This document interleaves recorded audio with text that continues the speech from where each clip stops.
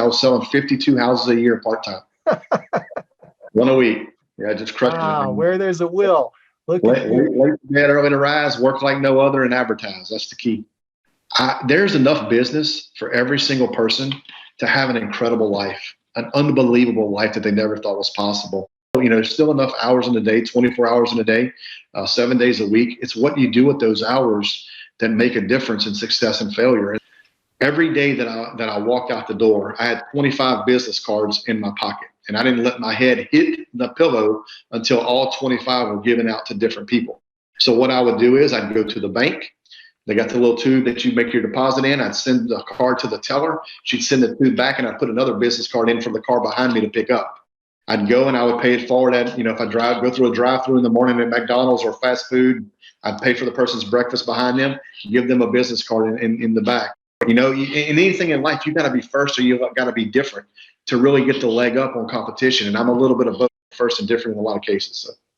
Are you still in production? I am, yes. And how much volume did you do last year? What were you doing? And how much? 39 million. 39 million. About 39 million. And how many units was that?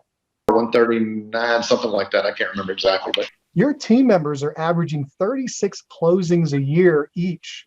That's pretty impressive. How are you doing that? How are you finding these awesome team agents who are performing at such a high level? The big thing right now, everybody's talking about is social media, right? And the issue that I'm seeing with most people is that there's no consistency there. So what I told my agents is that, look, build out a content calendar.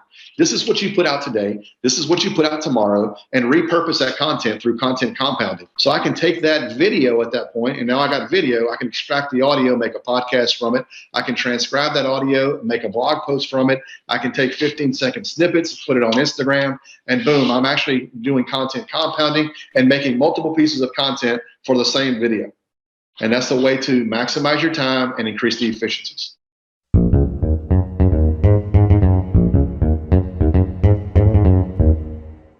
Mastermind Agent is proud to present Success Calls. Top real estate agents from across North America reveal their success secrets, strategies, and systems in up-close and personal interviews. You can find all the calls at www.mastermindagent.com.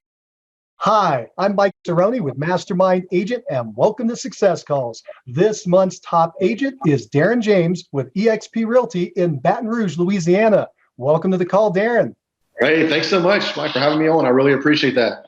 Hey, Darren, it's great to have you here. Thank you so much for joining us. Real excited to talk to you about your business today. What I'd like to do first, though, is go back and talk about what you did before you got into real estate.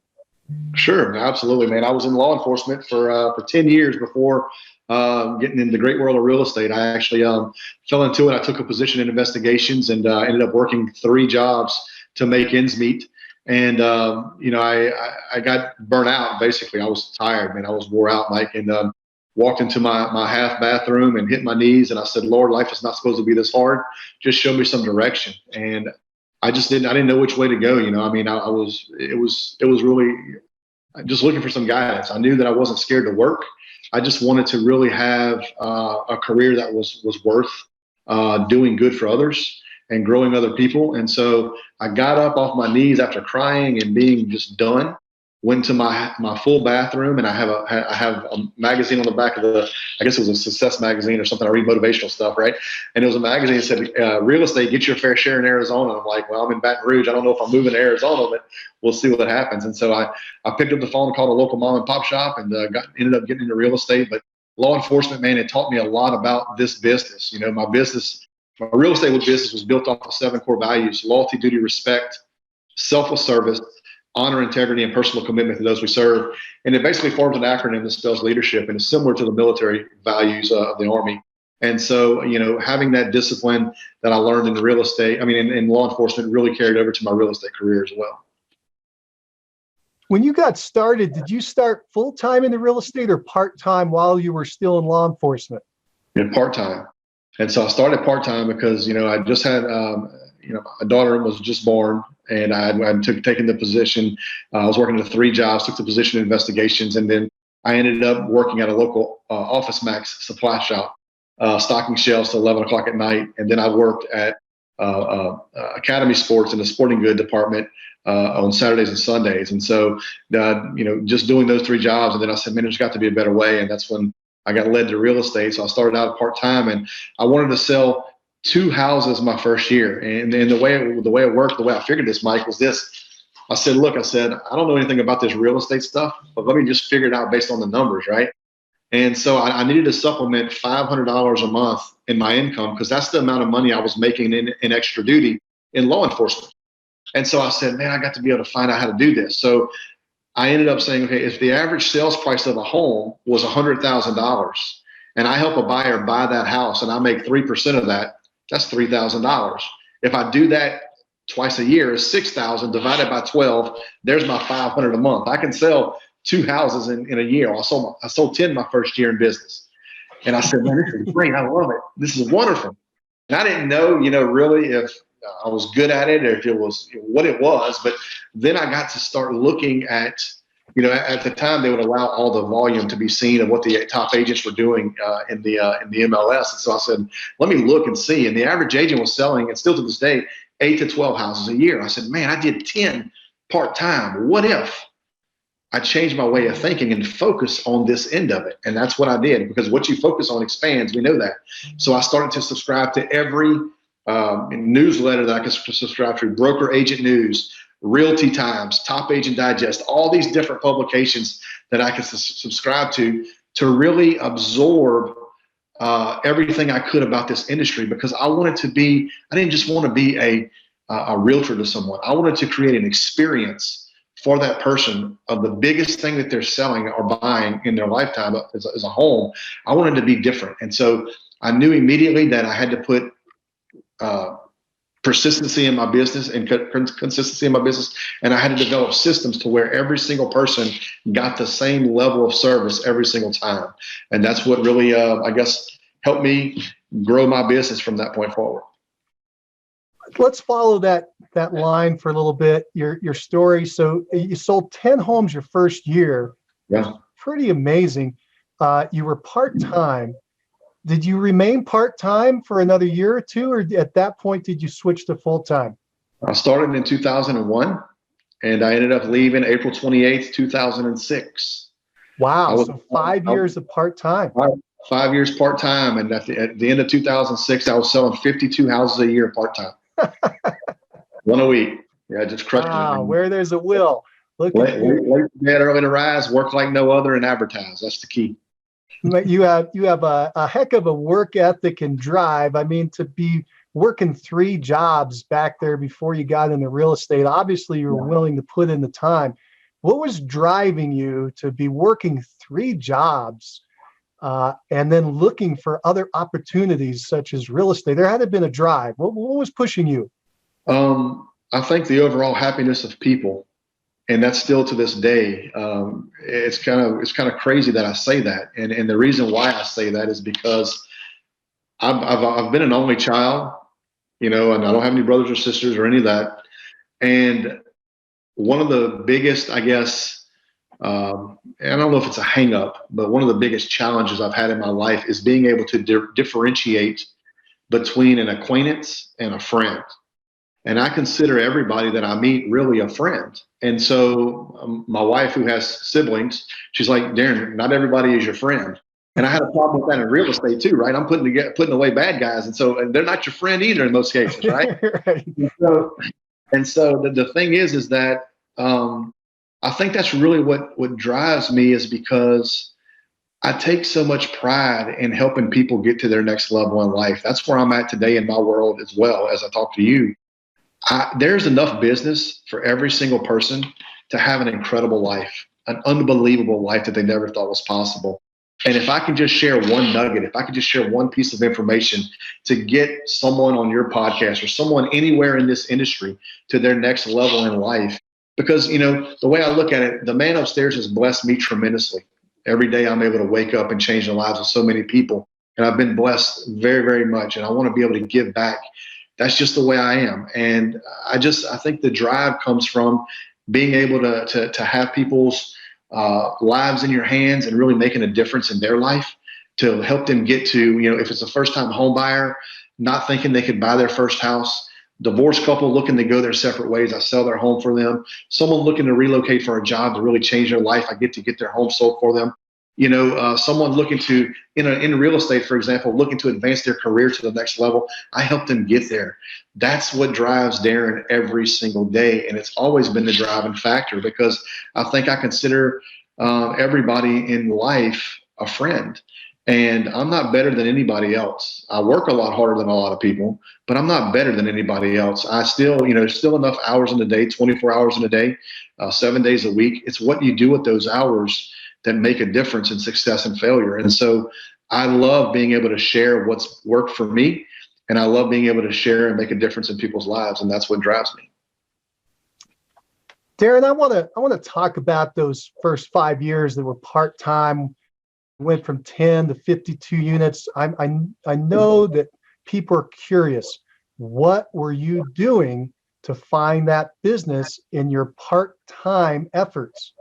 Sure, absolutely. So one of the first things I did is that I knew immediately it was a contact sport. I had to make contacts, and I knew that I had to develop a database. I knew I had to stay in front of people. I knew I had to become basically top of mind. A household name is what I was trying to really build. And so immediately what I did was, every day that I walked out the door, I had 25 business cards in my pocket, and I didn't let my head hit the pillow until all 25 were given out to different people. So what I would do is I'd go to the bank. They got the little tube that you make your deposit in. I'd send the card to the teller. She'd send the tube back, and I'd put another business card in from the car behind me to pick up. I'd go and I would pay it forward at, if I go through a drive-through in the morning at McDonald's or fast food, I'd pay for the person's breakfast behind them, give them a business card in the back. They had a local grocery store. I would hand out flyers of new listings in the area. I'd walk neighborhoods. I would do whatever it takes. It's you incorporated. And when people always ask you, what do you do? Whatever it takes. And that's what it was. That's what I did. And so I always, my work ethic, you said it earlier, has always driven me, because I want to do whatever it takes to help that person either know me or get to their next step in their lives. And so that's what I did. A quick word from our sponsor, RealG TV, Real Estate Agent Lead Generation Television. Need more referrals? Get a free script and simple 3-part plan used by a top agent to receive and close 74 referral transactions in 1 year. Just go to freereferralscript.com. That's freereferralscript.com. Now, back to the show. So 25 business cards. And then the next thing I did was I developed systems in my business. The first system that I developed in my business was a raving fan club. And so anybody who bought or sold a home with me, my first, I guess I started that system I sold 10 the first year, 21 the second year. I think it was year number 2. I started the systems, and the first thing I put together was the raving fan club. And basically anybody that bought or sold a home with me, I had my dad was my courier, and he worked with me. And so I had a bouncy house, basically, one of those spacewalks. It looked like my car. I wrapped my vehicle. It was a moving billboard. And so he would go, and if someone had a birthday party, he would go put the bouncy house up at their house. They used it at no charge. I had basically a storage building of tables and chairs. And so if someone has a barbecue at their house here, they can call me up and say, hey, Darren, I'm having 25 guests in my home. They can call me up. And at that point, we would deliver tables and chairs with my logos on them to their house. Just ways to be different. In anything in life, you got to be first, or you got to be different to really get the leg up on competition. And I'm a little bit of both, first and different in a lot of cases. So, Darren, that's really good stuff. Back to the business cards real fast. Were they just standard business cards, or did you have some kind of call to action on it? Something that I did. Absolutely. Yeah, I had a call to action on it. So I actually looked for clever business cards online, and I had some $20 bills that I had made up. They were about the size of a Post-it note, and you could fold them in half. And on the inside was my contact information on the inside of it, free market analysis, whatever the case may be. And, you leave them at a restaurant as a tip or whatever, and some people think you leave it a tip, whatever, you leave it with your tip. But it's cool it's just different.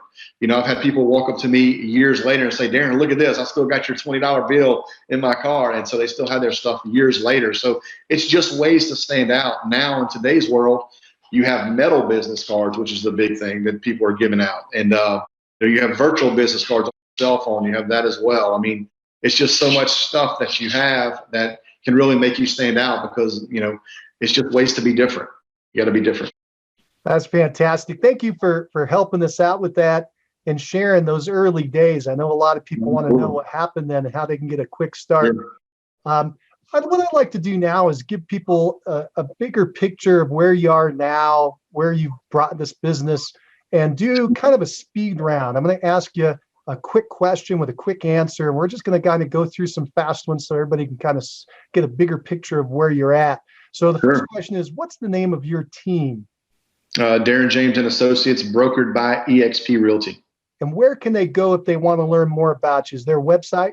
Sure. Agent225.com. Agent, AGENT, 225, like the area code.com. And that was another thing that I did back in the day is that, going into the, being in law enforcement, you hear Inspector Gadget, 007 type stuff. So I put together Agent 225 that Agent 225 would solve all your real estate problems. So that's another thing that I did. Does 225 have significance in your area? Is that an area code or something? The area code, yeah.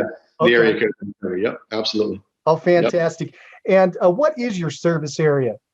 So I cover the greater Baton Rouge area, primarily 3 parishes, which is counties everywhere else. So I cover East Baton Rouge, Livingston, and Ascension parishes.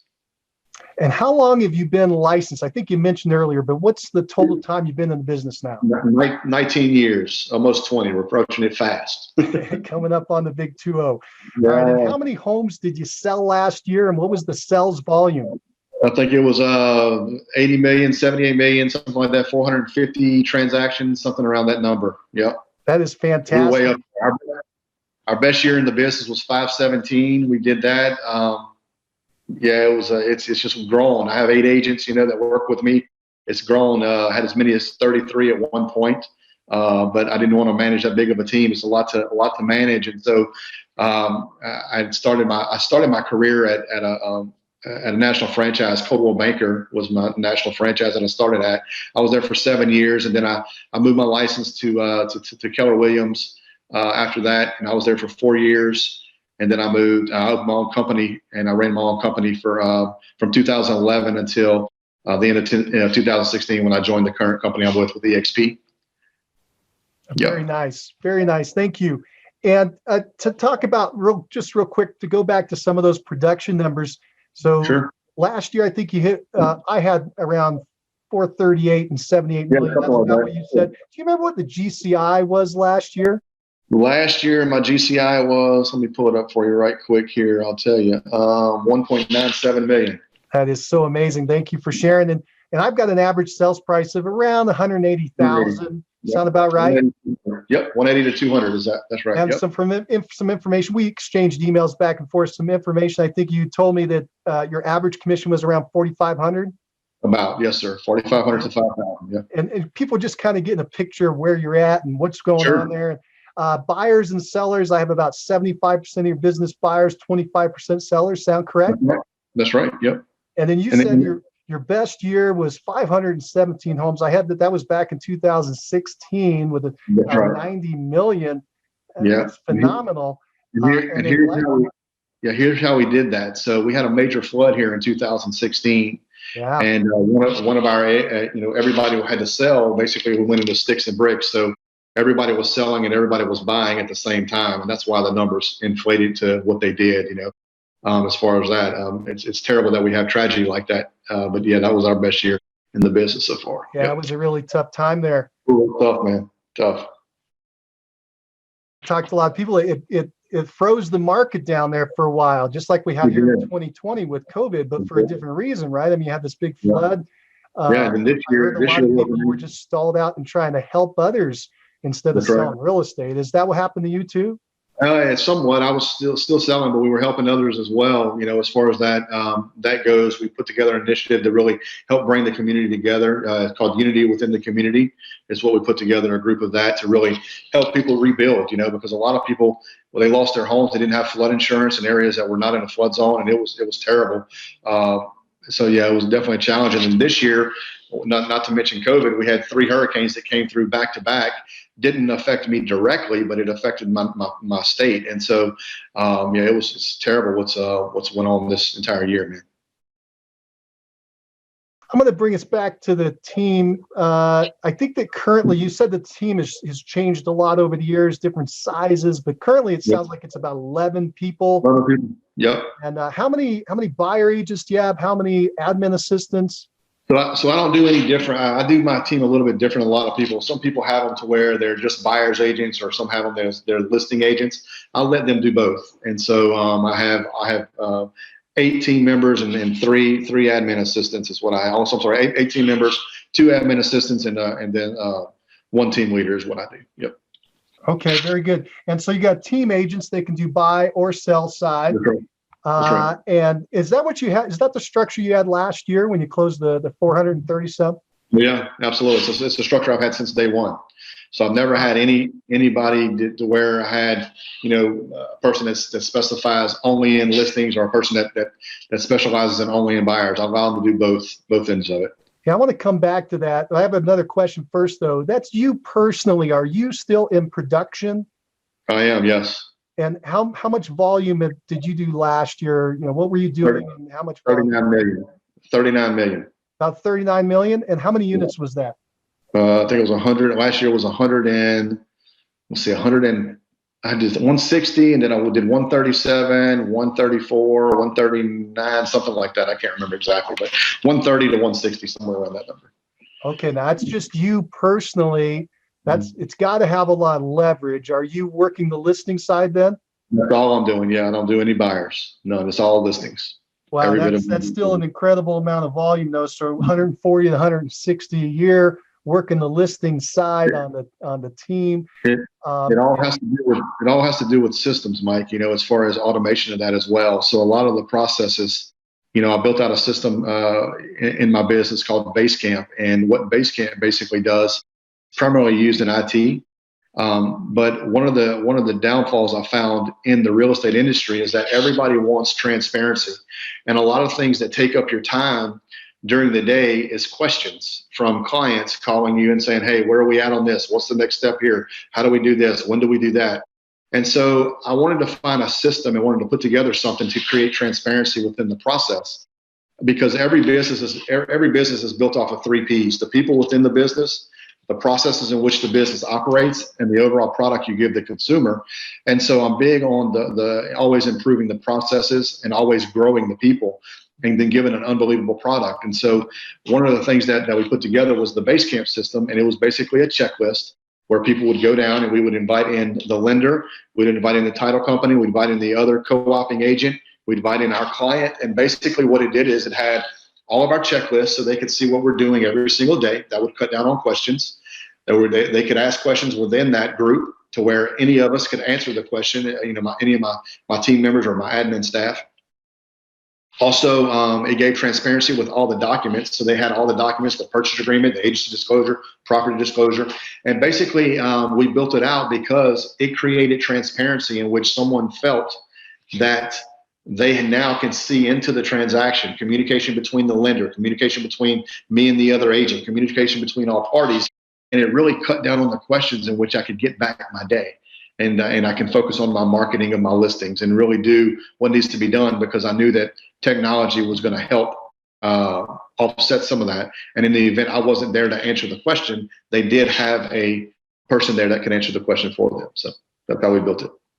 Well, this is played out. You're incredibly efficient. You only have 2 staff members. Yep. And so it must be these tools that you're using, this technology to get this leverage. I'm going to give people some stats. I like numbers. Sure. And so you've got, if I took your volume last year and I divided by the total number of people on your team, that means that you're closing about 40 transactions per team member. That includes staff. Right. If I take the production and subtract out you and just leave the rest and divide that by your team members are averaging 36 closings a year each.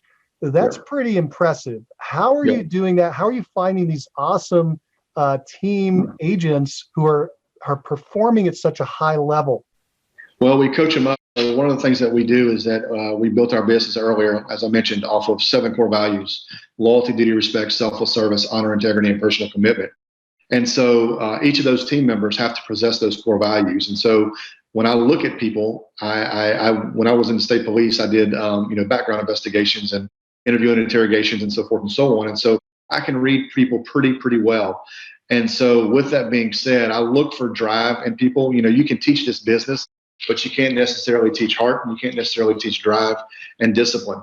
And that's the key in the whole process. So I look at those people who, a majority of my people that work with me were, paramedics, were law enforcement, single parents, and those individuals tend to know what it takes to either work multiple jobs, and do what it takes to make things happen and get it done.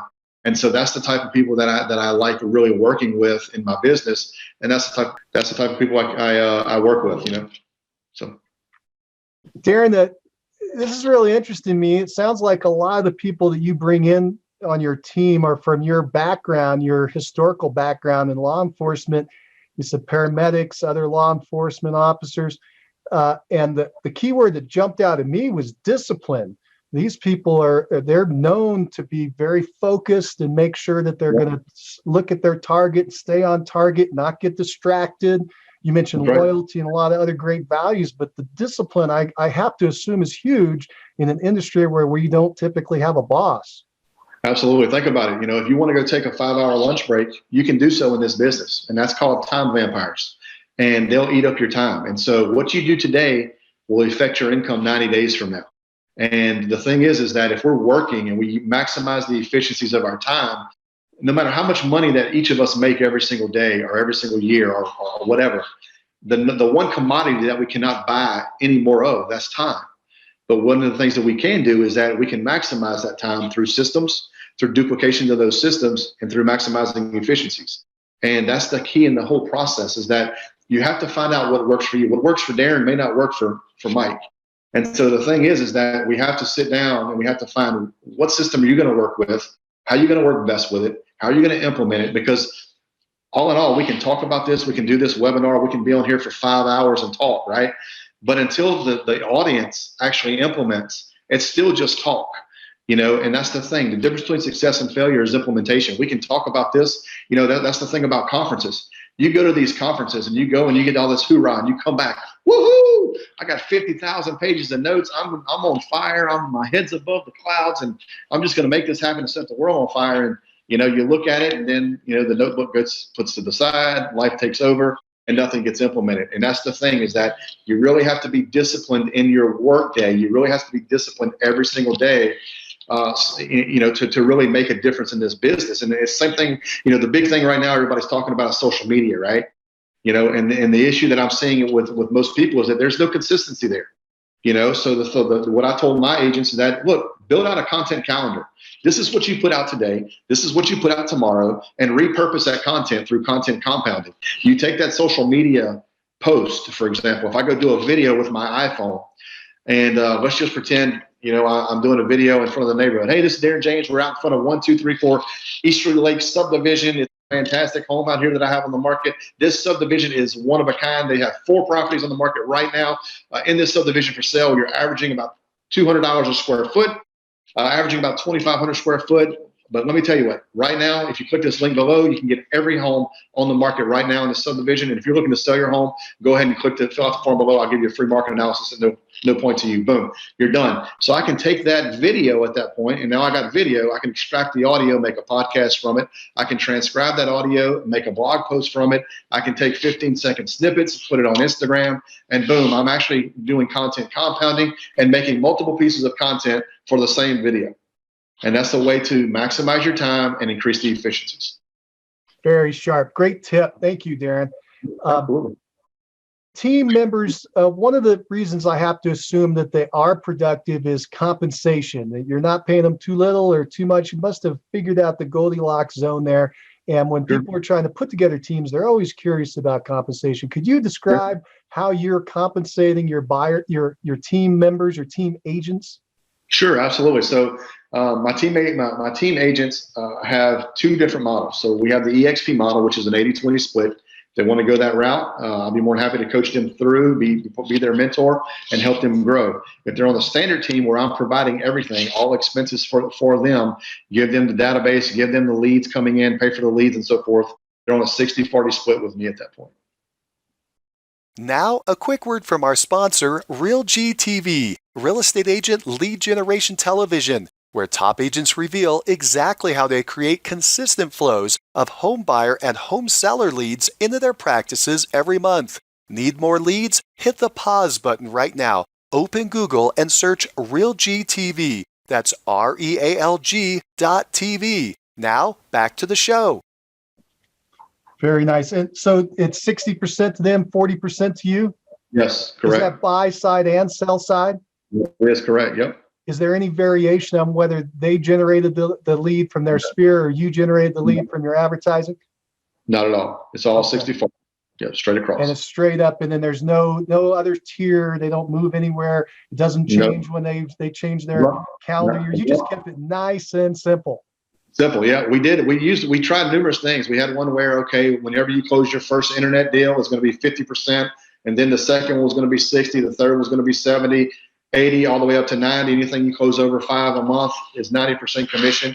It was an accounting nightmare, and so it was very tough, and it got to be a challenge for that. But we try to reward the agents, giving them back to give them a great place to work and give them all the tools they need to have an unbelievable life they never thought was possible. And so I brought one guy from a $36,000 a year industry to over $300,000 a year in his income. And so it's life changing for a lot of people, and that's what gives me a lot of reward. I had one agent that walked into my office and said, "Darren," and I thought she was leaving. I didn't have any idea. She said, "Can I talk to you for a minute?" I said, "Sure."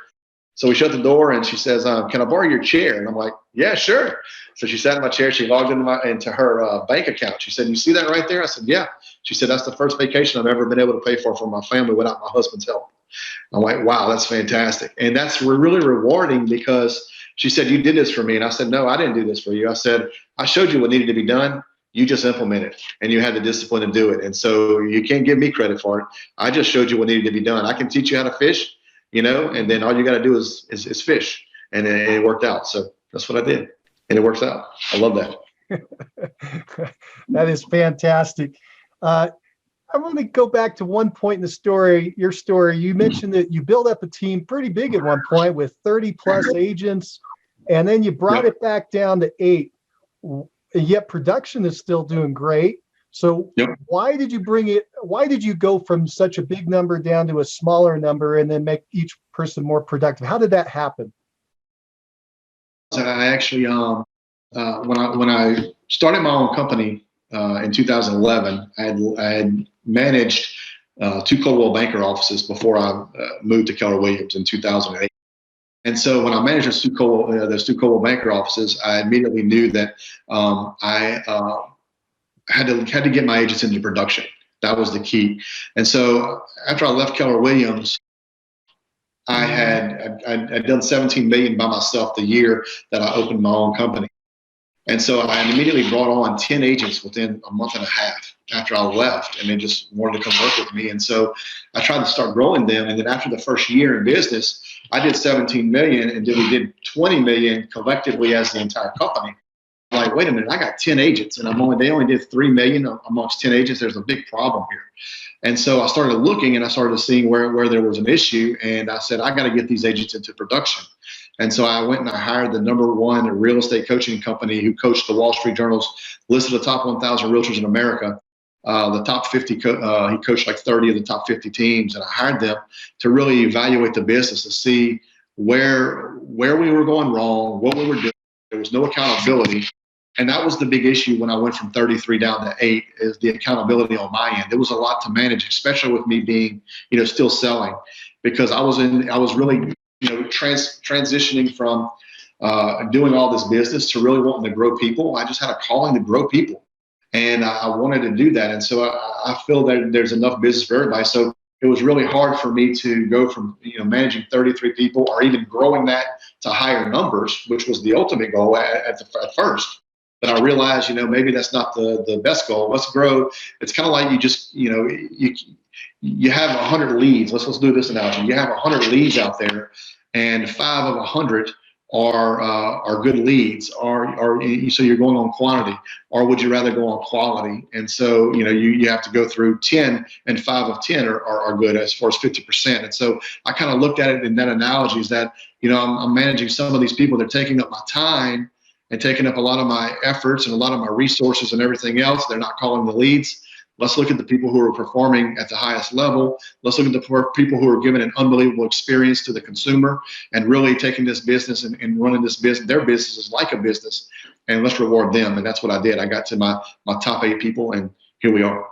Darren, that I understand then you had to cut back from 30 to 18. You're going for higher quality. That means you're getting 20 people you have to ask to go away. That had to be difficult, especially with you always wanting to help people. It's kind of like you're giving up on them. How did you do that internally? If somebody's listening right now and they've got to let go of somebody who's not working out on their team, how do they do it? Well, the thing is that, you look at it, and I learned a lesson from a Shark Tank mogul, Barbara Corcoran. And so I actually went to a conference with her down in Dallas. And, when she was doing her first hire, she basically looked at the person she was interviewing, and the lady came to her interview with a big satchel, like a purse. And in that satchel was almost like an accordion folder with all these different lines and all these different segments of, this bill, that bill, everything else. And so Barbara immediately said, she knew that person was her quote unquote container, and would keep her riled in. And so same thing when it comes to, hiring people and letting people go. It's never an easy process. It's never easy. You want to hire slow and fire fast is the way I do things, because anytime you have a negative environment in your business, it can be a cancer and cause negativity amongst a lot of people. And so basically the way I would do it is, if someone wanted to leave, I let them leave. Some of them wanted to leave on their own accord to go to other different things. But the fact is that if I had to ask them to leave, I would basically call them into the office on Friday at 4:30 and says, "Hey, I'm sure you know why you're here," and they know why they're there before they ever get there. I said, "You're no longer a fit here," and that was the end of the conversation. And they can say, "But," and I would say, "You're no longer a fit here. I appreciate your time," and that was the end of the conversation. We didn't have to go into why. They knew why.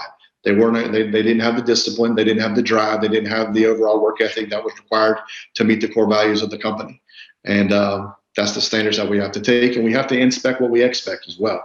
You really have to set a precedence, because, I never wanted to be the biggest. I just wanted to be the best and give the best unbelievable journey and unbelievable service to everybody, but also give the best opportunity for those agents who decided to work with me, because I'm not the boss of anybody, and I never will be anybody's boss. People will always be able to work with me, but nobody will ever necessarily work for me.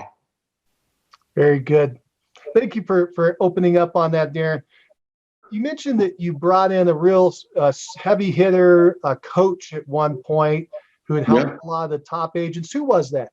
My corporate consulting group. Right. Yeah. Good group of folks over there. Bob. So were you working with Bob or Bubba, or who were you working with? With Bob. Bob's a fantastic coach, man. He's top notch. Bubba's great as well. So know them all. And then I think her name was Delilah. I think was her name. Was at one point, I had a coach over there named Delilah. I worked with her for a little while as well. But great group. Great group of people. I've coached with a lot of them. I've coached with them. I've coached with Kinder Reach Real Estate Partners. Coached with Hoss Pratt. I've coached with numerous coaches. But they're all really good. They all brought value to me, so it all worked out well. You're a sponge. You're a sponge of information. You're constantly trying to improve your game and move yourself forward. I picked up on that already. I'd like to switch gears at this point, talk about lead generation and marketing. It's something people want to know. How can they get more business?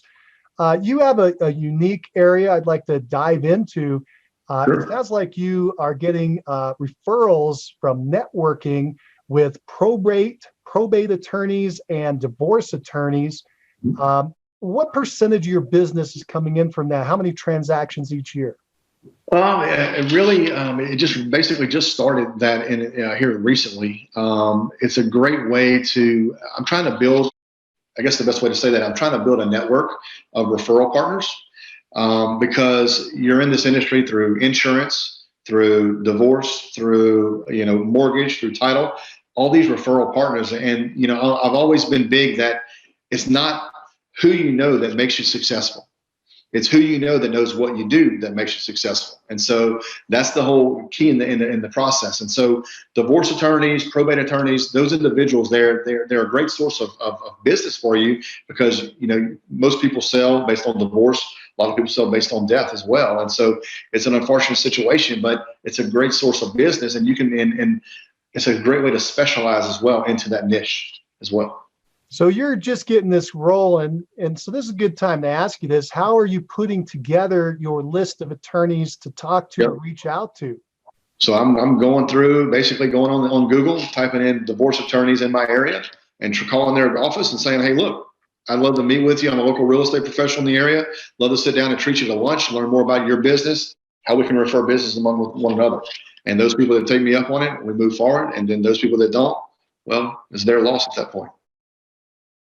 While you're doing that, what percentage of the people are saying yes? If you called 10 attorneys and you offered that, you're gonna get 6 to say yes, because they want a free lunch anyway. So everybody loves everybody loves to eat. That's right, especially in Louisiana. So it works out well. A lot of people are receptive though, because a lot of people know who I am beginning, because I have billboards in the area and stuff, so they know more than likely the reason why I'm calling from the get-go. So. Yeah, for a new agent just starting out, I would still make those calls. I would call the title attorneys. I would go to a title attorney. If I was a brand new agent starting out, I'd go to a title attorney, possibly who's just starting out in the business, or maybe one that's established, and say, hey, look, you have a conference room I can set up, and we can host a home seller seminar, because everybody does home buyer seminars, right? Do a home seller seminar. Why? Because you're different. And sellers don't know how to sell their houses a lot of times. They don't know, who pays the commission. They don't know how to prepare your home for sale. They don't know a lot of those things that you could tell them in that seminar. You could have home inspectors there. You could have appraisers there. I mean, there's just so many different variables. And now you're becoming the mayor of your town when it comes to real estate. And you're also bringing in other networks to really help you grow your business and you grow theirs. And it's a win-win. It's a lot of reciprocity at that point. Very good. Darren, let's talk about another way that you're generating business. I believe this accounts for the majority of your business, and that's repeat and referrals from past clients and sphere of influence. If I understand correctly, it's about 80% of your business. So 350 closings last year. It's a big, big part of your business. Let's dive into that. My first question for you is, how many people do you have in your database, these past clients and sphere of influence, and can you break it out approximately? How many are past clients and how many are sphere of influence? So in my entire database, I have about 70,000 people in the entire database. But I've been doing, so I'm a little bit different. So ever since I graduated high school, let's go back there, because this is where it all starts, right? Ever since I graduated high school, I've always written down my goals that I want to accomplish. December 24th at 8 p.m. every single December 24th. I go into a room, lock the door, and I write down 10 goals that I want to accomplish for the next year. And they can, and I've always done that ever since I graduated high school. And I've always also kept a network. So one of the things that we have with our church and also with my high school is an alumni book. It has all the emails, it has all the telephone numbers, it has all that. And, I have people that I stay in contact with over time. That I've just grown that database, and I stay in contact with that database every day. I'm always feeding that database something of value, whether it's a trivia question to my database. Hey, what's the tallest building in the United States? First person to call me up with a personal telephone call will win a $5 gift card to Starbucks or whatever. And that way I'm just initiating conversation. Hey, man, thank you so much. You got the answer right. Whatever the case may be, here's your gift card, and how you been? How's your family? Anybody looking to buy, sell, invest, or relocate in real estate in the next, 6 months? Boom. That's what I do. And in the next week, I'm going to do a video on the market report. How's the market doing? I'm going to send that to my database. And the thing is that it's exponential marketing. If you have 100 people in your database, the average person knows 1 out of 3 people that's going to buy, sell, relocate, or invest in the next, year, 12 months. And so that's going to generate you business all the way around if you stay in contact with your 100 people. And so I use something in my business. In fact, your listeners can text text the keyword leads, LEADS, to number 88,000. And they can get my business base, which is something through a company called Prospects Plus.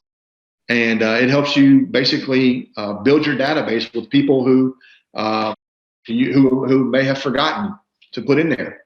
And so, who does your dry cleaning? Who are your children's teachers? Who are their bus drivers? The people that you work out at the gym. Who's your workout partner? Who are your coaches? Who are your principals? Who are your pastors at church? People who own area businesses. Everybody needs to know you, and they need to know what you do and you need to follow up with them to become the mayor of your town.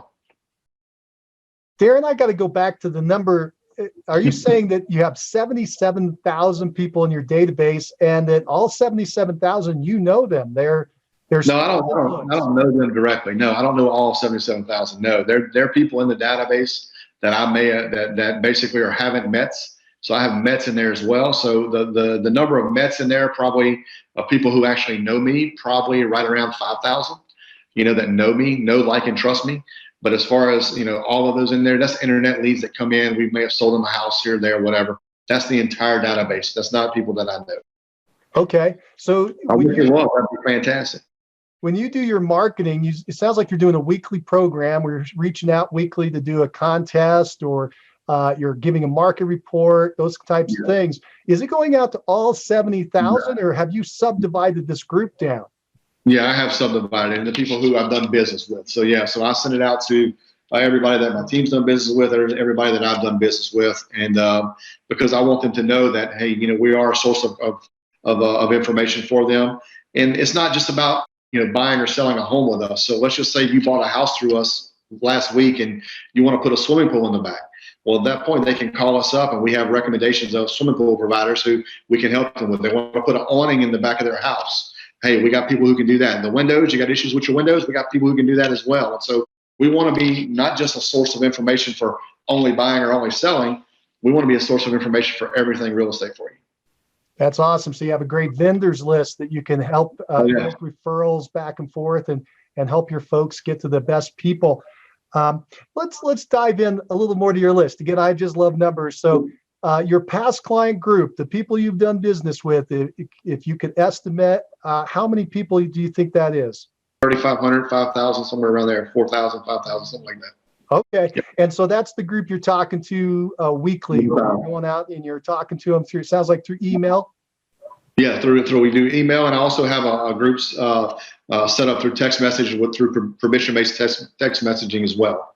Yeah. Okay. How many do you think are in text message versus email? Probably about 250 in text messaging. Okay, so a much smaller group. So that's probably your closer friends. Now, do you have, you're sending out this weekly item, is just going out to the 3,500 past clients, or do you also add a sphere of influence, people who are real close to you but haven't done business yet?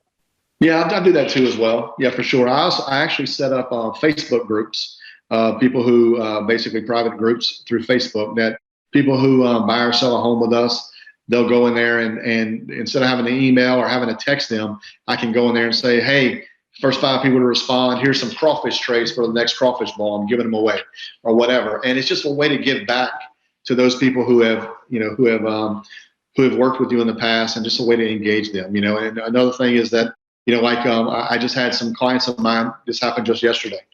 So some clients of mine just made their first trip to Gatlinburg, Tennessee with their whole entire family. I'll show you this. Let's see if I can show you this. If I can get it on camera, I don't know if it'll show up, but I'm showing you anyway. We'll try to see if it's going to work for your audience. So let's see here. See if this will show on the camera. But that's some of my clients there in Gatlinburg, right? And so I took all some of their pictures from Gatlinburg's their Gatlinburg trip, and I use a company called Mix Tiles. It's an app on the iPhone. And basically what it does is it'll build a picture for you that you can go put on your wall, and it just sticks there, and you can move the picture around. The sticky stuff on the back of it doesn't damage the wall at all, and then they can have pictures. I don't know if you can see mine over here. Look at this.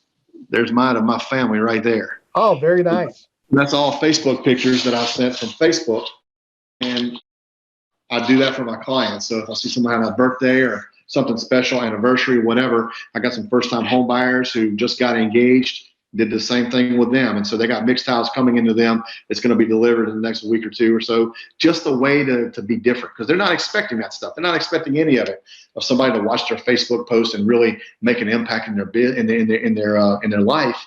And it's just one way to give back and to be nice, you know. Very good. So it sounds like you're trying to reach out to your group at least once a week.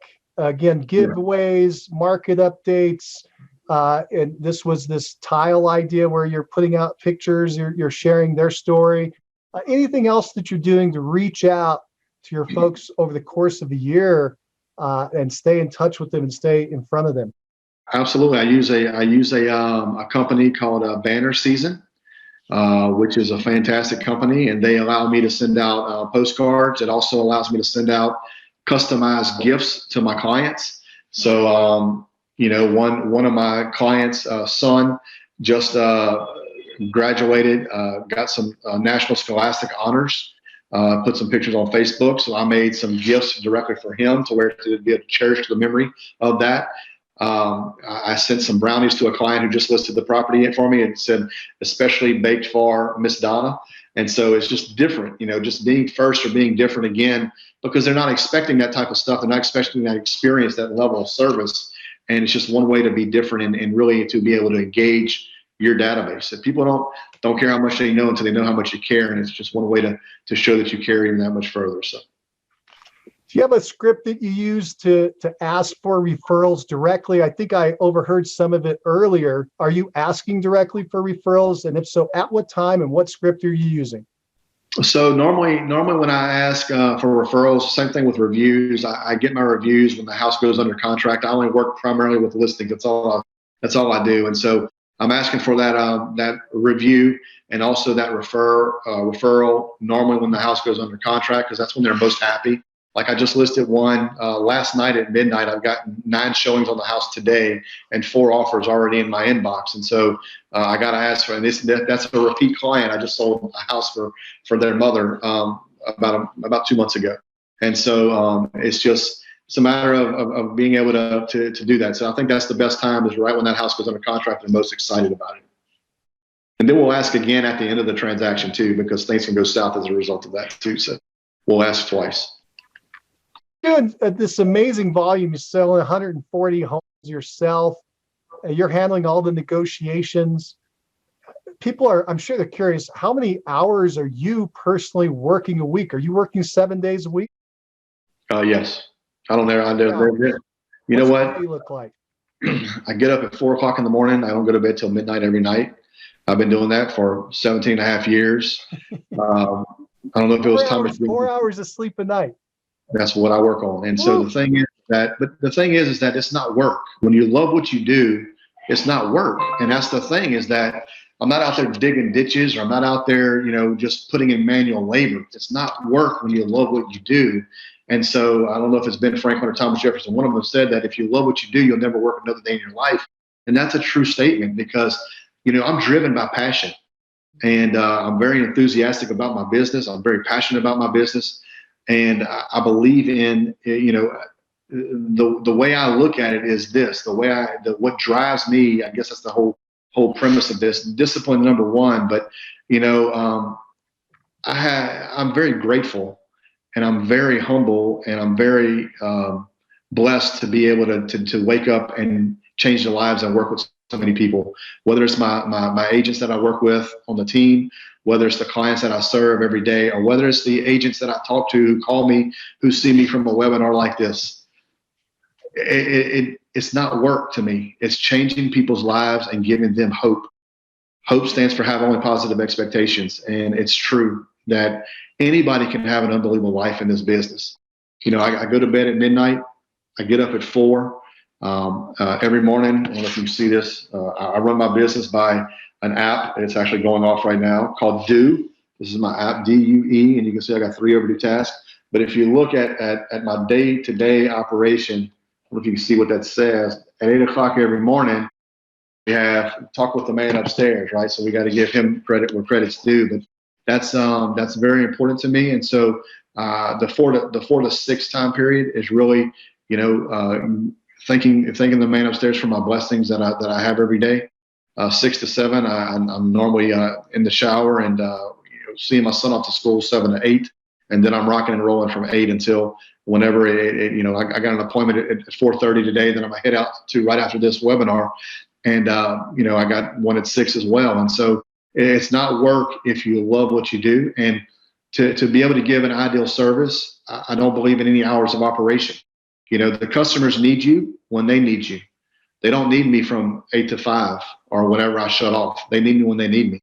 And for me to give an unbelievable level of service to them, I need to be available when they need me. And that's the way I've always ran it. I never liked I'm open at 9 and I'm off at 9. Nope, that's not the way it works here. I'm open when you need me. When do you need me there?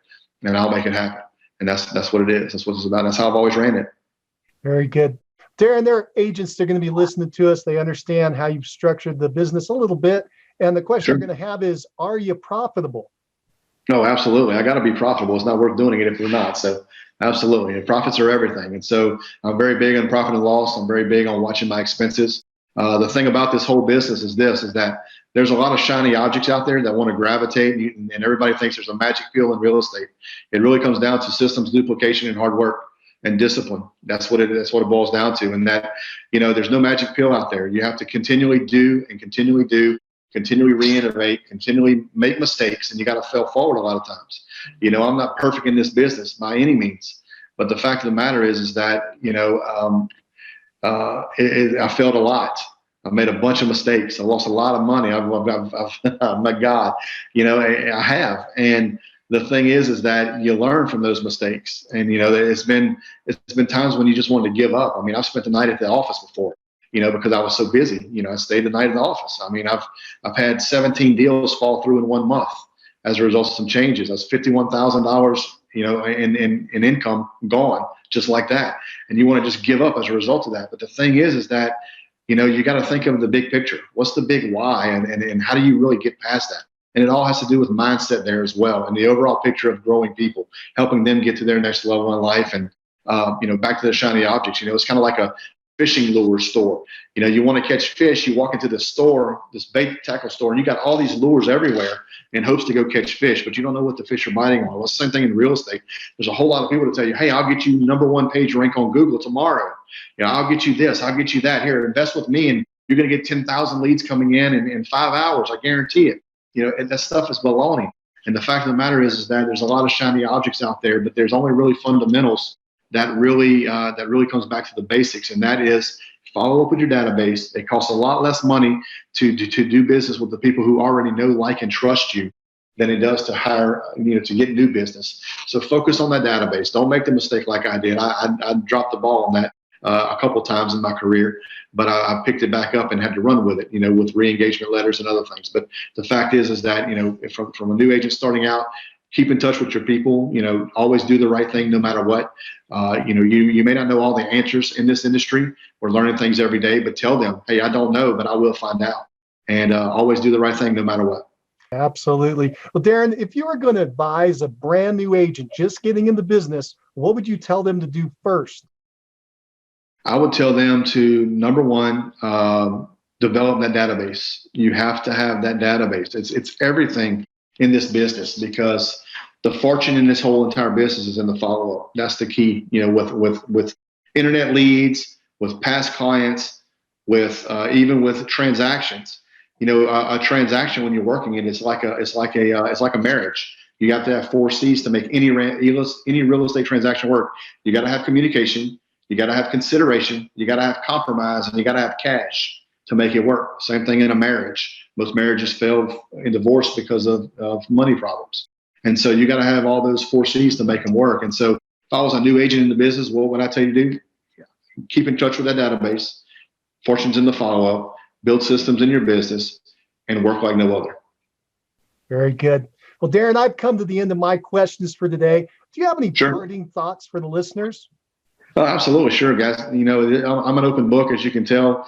And I don't know everything in this business, but I know a whole lot. I've been doing it for a little while now, and you can feel free to reach out to me anytime you need to. I'm an open book. Like I said, You have my contact information. Feel free to call me, be a reference. I may not know the answer, but I may have a way to find the answer for you if I don't know it, and guide you in the right direction to cut some of the learning curve out, and help you save some money, possibly have a better life, and make things happen. So that's it. Fantastic. Well, Darren, this has been so much fun. Thank you so much for coming in to talk with us today. Absolutely, man. Thank you for having me on. I really appreciate it. And if you need anything, don't hesitate to reach out. Thank you, Darren. Well, that's You're it very for welcome. now. Thanks for joining us on Success Calls. Keep moving forward. Bye. If you like the show and want to know when the next one's coming out, click the subscribe button. And if you want to hear more episodes like this, give the show a 5-star review and write a quick comment. I read them all, and it motivates me to keep going and share the top agent success stories with you. Thanks. If you're looking for more ways to generate leads, check out our sponsor, RealGTV, Real Estate Agent Lead Generation Television, and their giant database library of video trainings where top agents reveal, demonstrate, and discuss their best lead generation methods. Visit RealGTV, REALG.TV. If you're low on funds or just want to get the maximum leverage, check out my masterclass webinar titled Top 5 Free Lead Sources for Real Estate Agents. Learn more at freeleadtime.com. That's freeleadtime.com. Oh, and if you have a real estate friend who needs some inspiration, tell them about the Success Calls podcast. And don't you forget to subscribe right now to hear all the great top agent ideas. Keep moving forward. You've been listening to Success Calls on the Mastermind Agent Network, where top real estate agents from across North America reveal their success secrets, strategies, and systems in up-close and personal interviews. You can find all the calls at www.mastermindagent.com.